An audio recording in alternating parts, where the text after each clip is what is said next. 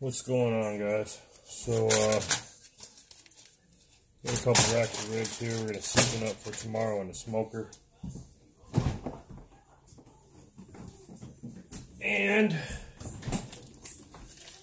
whole pork butt. Big pulled pork. So, I'm going to show you guys how I do ribs. If I had a knife that was worth a shit.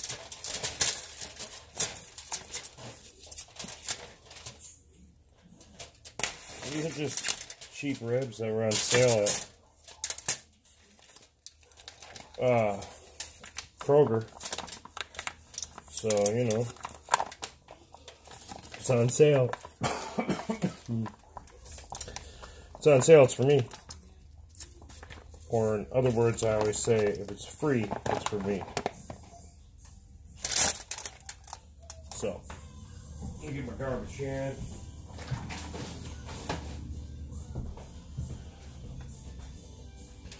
So what you want to do is, see this white stuff on here?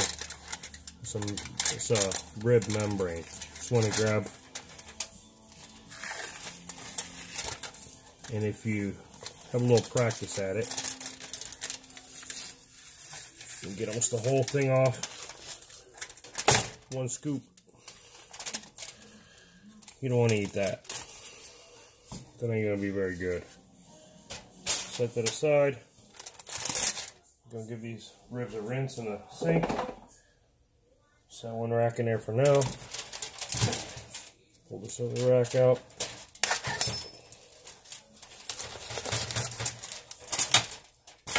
Try not to poke a hole in my tin foil here. I don't need it leaking all over the fridge. So I season these up and wrap them up overnight.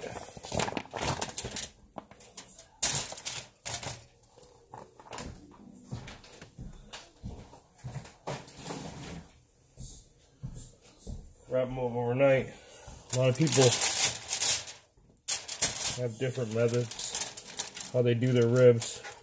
Some guys, you know, smoking wise, 3-2-1, 2-2-1. You know, that pertains to smoke for 3 hours, wrap for 2 hours. I do 3-2-1. Smoke for 3 hours, wrap for 2 hours, rest for an hour. Once it's all rested up, then you're should be nice and tender. Fall off the bone. It's gonna give me problems. Of course, this one would give me problems. Doesn't look like there's much on there. Come on, baby. Give it to me. Sometimes you just gotta kind of try to find an edge.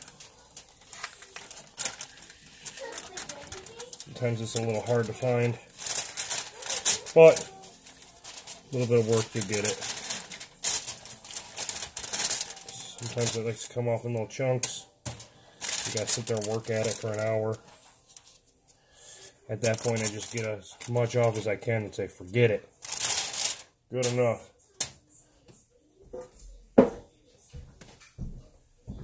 Right, honey, we got paper towel in the garage? I don't think so.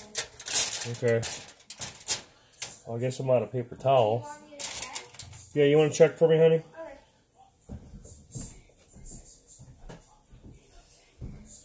Probably a good idea to have a garbage can a little closer. So, give these a rinse.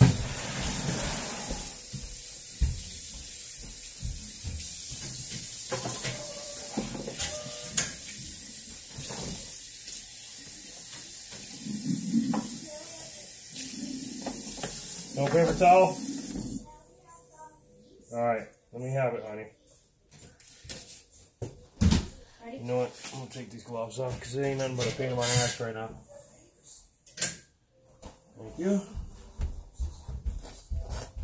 Got my helpers running around today. So I got my slab. Swing it in there. or the tin foil. Just pat it dry. Both sides.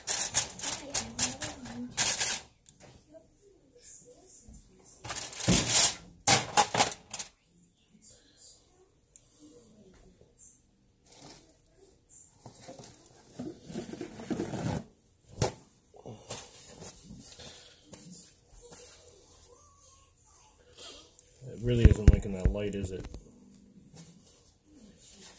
Let's try putting you up here.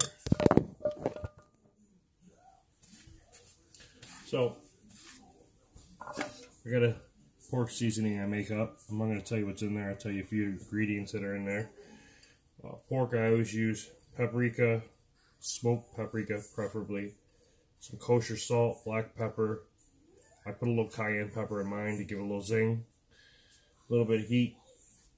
I don't like garlic powder, so I use a garlic salt. But then again, it doesn't come out super salty, so you know, to each their own. You can use garlic powder, onion powder, smoked paprika. Really, I mean, talk to anybody that makes any kind of rub for pork, whether it be ribs, short ribs, pork butt, you know, whatever.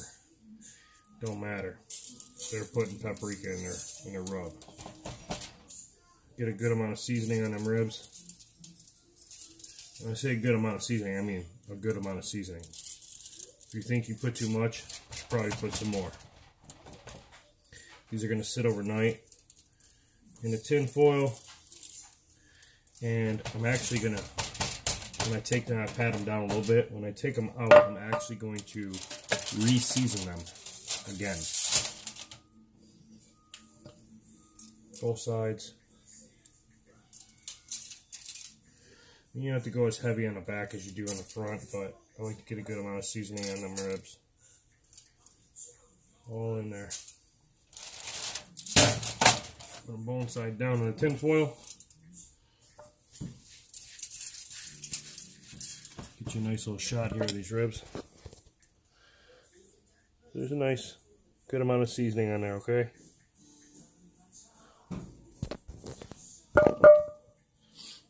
And then I'm going to wrap them. Wrap them nice and tight. You know what? Rib juice all over your fridge, leaking on everything.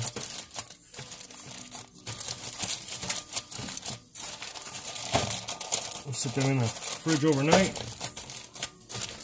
I'm going to suck up some of that seasoning. Nice and marinated up. Actually, you know what? I'm going to leave them right on that tray. We'll put that whole tray right in the oven. Or right in the fridge. So I'm just going to go ahead and do the same thing on the next rack. And someone doesn't know how to use tin foil, so they ripped my tin foil out of the damn box and messed it up. I guess that's kind of what happens. It is what it is, as they would say. See if I can get this son of a bitch back to normal.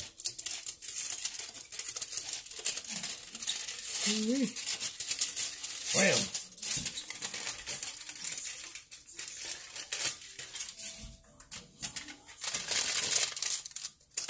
Excuse my hair, it's all over the place. So, we got one rack in.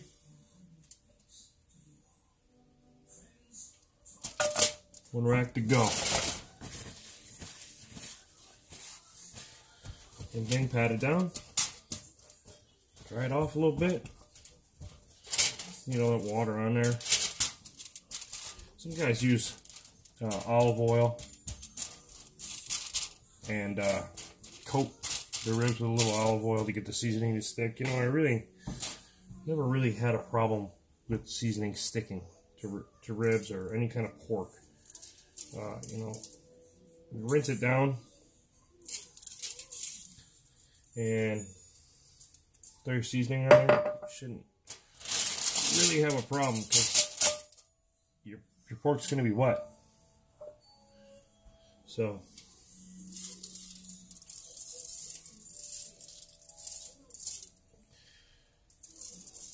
nice heavy coat of seasoning. Man, the seasoning smells good. Woo! It's like heaven.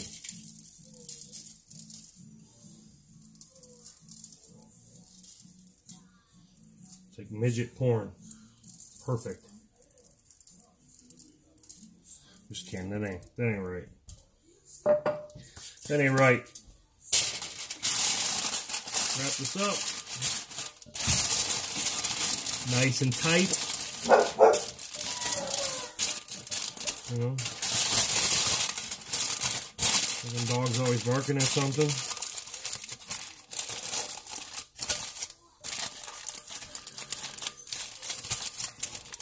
Oh, that's it.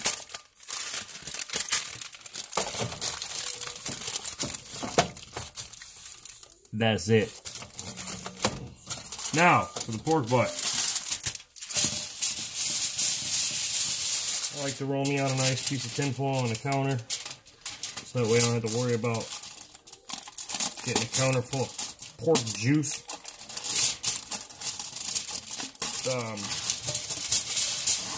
I had a nice big cutting board, but someone, not to mention any names, took it out of the dishwasher and it broke. So, I no longer have a nice big cutting board. Now, pork butt is a little different. You have what they call a fat cap on it. Some of them are nice and trim, some of them aren't. You just kind of got to look at it and see what you got, and where you got it from.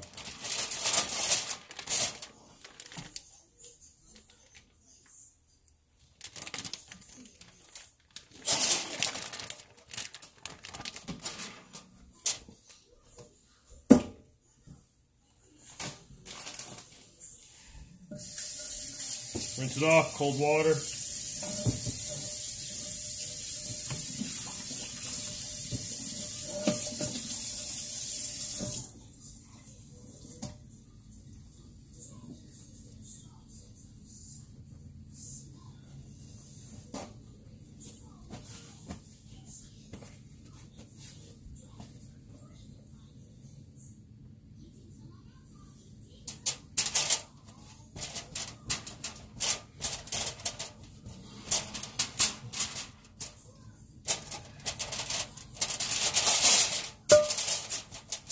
Now this one looks like it's been trimmed up. I'm going to show you here.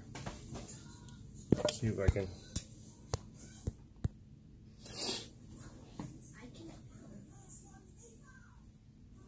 Normally this, what you want is, this is your fat cap. This is the bottom of the meat. You know, normally you have, you know, about, sometimes they're, you know, real thick, sometimes they're real thin. I slice this off till it's about a 1/8 of an inch thick on there. Got a nice little bit of fat on the back. And what I look for when I get my pork butt, this is a bone in. You got a bone running through here, right here. And when I smoke this, I'll be able to grab that bone and pull it right out. What I look for when I'm buying pulled pork is I look for a nice marble of fat in there. So you get a nice amount of fat in there, that's all going to break down. So, you know, I might trim like this piece off here. Just a little bit of gristle here. But other than that, it's pretty well trimmed. I might cut some of this out here. This little fat right here. That's all pretty well trimmed up. I shouldn't really have to do much. We're going to season it up, get it wrapped up, put it in the fridge, let it sit overnight. Tomorrow morning, 6 a.m., we're going to fire the smoker up. So, woo. There we go. Now, when I do my pork butt, same thing, I like to get a nice heavy seasoning on it, but I do all the way around heavy seasoning. When I say heavy, I mean heavy. I mean, there should be a really nice amount of seasoning on there. So, I'm just going to season this up. some, I've seen some guys do call it the mustard paste, basically, I guess you would call it. They're basically coating the whole pork butt in mustard. And then they are seasoning the pork butt, but they're using the mustard for the seasoning to stick to the pork butt. Like I said, I don't have any problems. I put my seasoning on there, I kind of pat it in a little bit. And for the most part, it stays. I don't really have to deal with,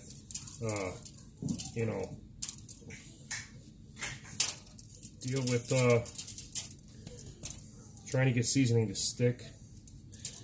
If I have a nice big pork butt that I start putting seasoning on, it doesn't stick, I might throw a little olive oil on it, but 9 times out of 10, I'm putting nothing on it. I'm just seasoning it.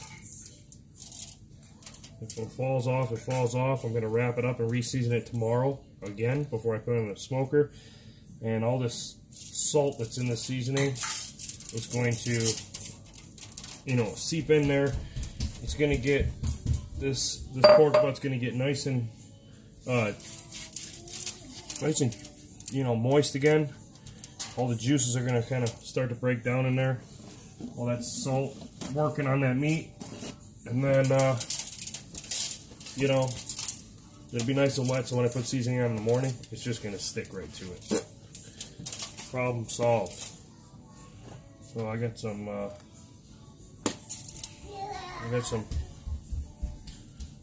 pork rub here. A bottle of it. I put some in a jar just in case, but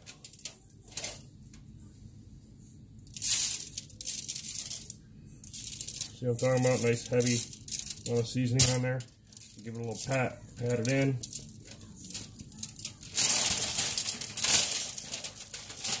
I'm talking about getting all sides of this.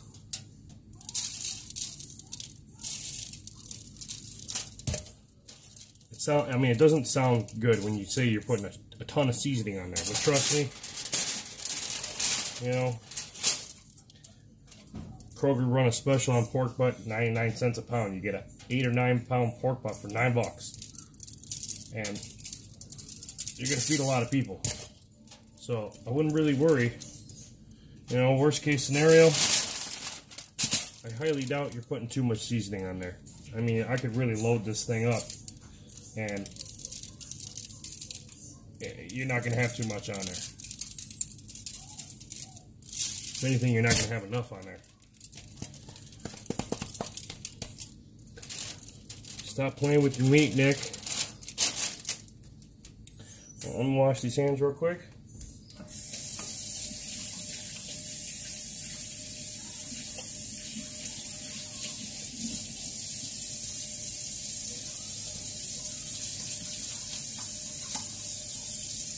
Riley, you want to get your brother from back there? Yeah.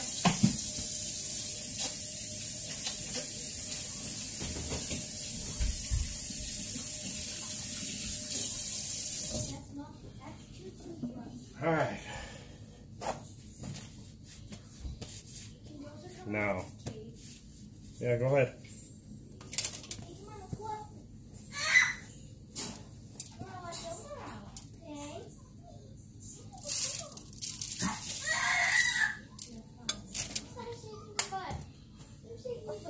The rest of the seasoning up. I'm gonna double wrap this pork butt just to make sure that I don't have anything leak out in the fridge. I don't want to deal with that. I don't want to fucking take everything out of my damn fridge and clean it out. Pork juice everywhere. I ain't dealing with that. Okay?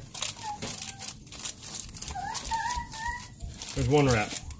I'm gonna pull out some more tin foil.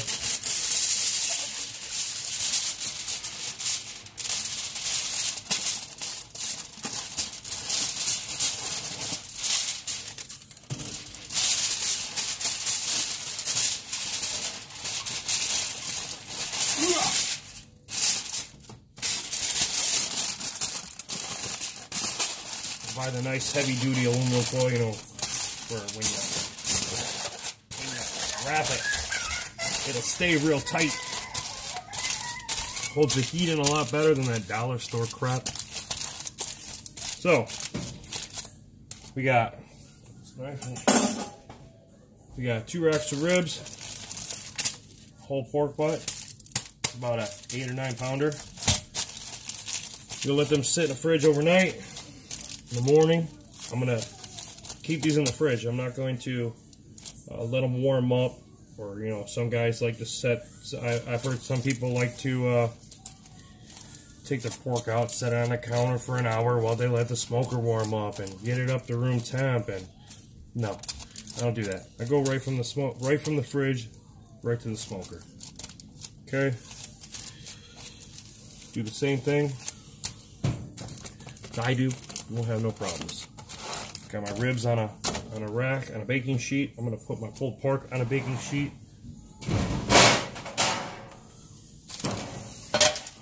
Put it in the fridge. Let's sit overnight. We got some bomb-ass food tomorrow. Now this 9-pound pork butt, they usually say about an hour of smoke per pound, an hour, hour and a half. Depends how your smoker's sitting. I like to run mine at about 225 to 250. I try to hold it there. You know, some days are better than others. Sometimes you can't really hold that temperature. Sometimes it's 95 degrees out, like it'll be tomorrow, and I'll probably be sitting higher end of 250. If I'm lucky, might be sitting higher than that. You know, you never know. So you just kind of got to go with the flow and see what the day brings you. Temperature, temperature, temperature. I'm going to smoke this pulled pork till it hits 165, 170, right in that area. And then I'm going to take it off the smoker. I'm going to double wrap it in foil. I'm going to put it back on the smoker with a probe in the meat. Let it get to 205. I'm going to take it out of the smoker at 205. I'm going to put it in a cooler, wrap it in a towel, and then put it in a cooler. Let it sit for 2 hours. And when I take this out of the foil, it'll be hot enough to burn my hands. It will be too hot to touch still. You know, some people get nervous about the hold period or the rest period. Really, when you don't really need to wrap it, but you know, I prefer to wrap it because it helps you get through that hold period where you hit 165, and it'll stay at 165 for sometimes 4 hours. You know, you really never know. So when you wrap it, you're really containing all those juices in that foil, and you're not smoking anymore. Now you're pretty much steaming your meat. It's just, you know, the steam is just rolling in that foil, and it's building up moisture in the foil, and all that juice is just sitting in there. So when you take it out at 205 is when the fat really starts to break down. You know, I'll let it sit at 205. I'll get it up to 205, and I'll open up my firebox and let it sit, you know, 10-15 minutes in that temperature range, and then I'll take it out and put it in the cooler. And you know, that 2 hours where it's sitting in the cooler, it's really gonna, that meat's really gonna break down, and the juice is gonna push out of it, and then it's gonna suck it right back in there. You're gonna pull this pork apart, and it's gonna be, you know, nice and juicy. You're gonna have the bottom of your pan's gonna be, you know, I use a big, you know, like metal pans. I got some lids up here. I don't have the pans, but there's the metal pans that look like this, but they're metal. These are the plastic lids that go with them. I actually got to go get some today. But you know, you'll have a good inch of juice in the bottom of this pan inside your pulled pork when you pull it apart.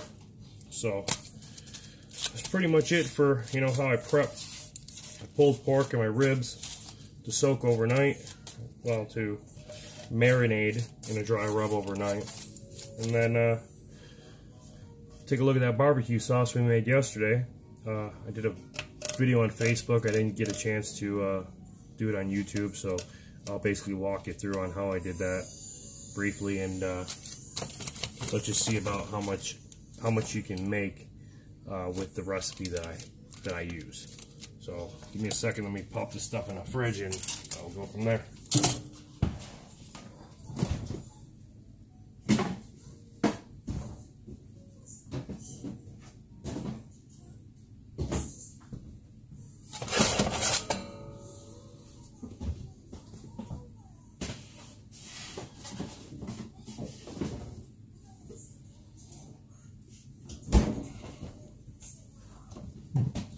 So here's the barbecue sauce we made yesterday.